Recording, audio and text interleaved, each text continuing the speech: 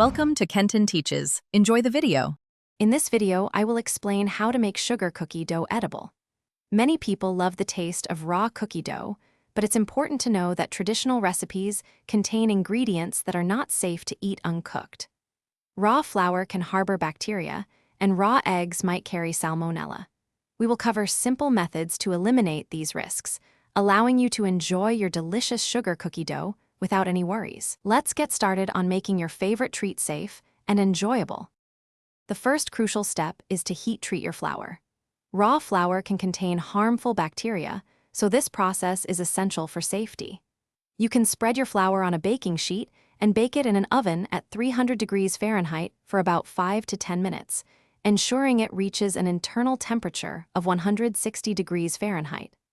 Another option is microwaving it in 30-second bursts, stirring between each until it hits 160 degrees Fahrenheit.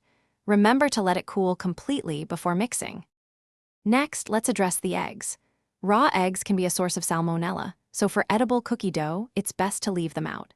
Instead, you can use a small amount of milk or cream, typically 1 to 3 tablespoons, to bind your dough and achieve that perfect texture.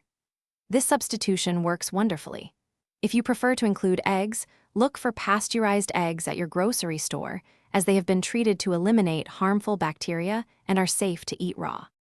Once your flour is heat-treated and cooled, and you've chosen your egg-safe method, simply combine all your ingredients. Mix everything until it forms a delicious dough.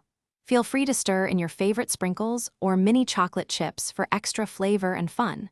Store your edible cookie dough in an airtight container in the refrigerator for up to 7 days.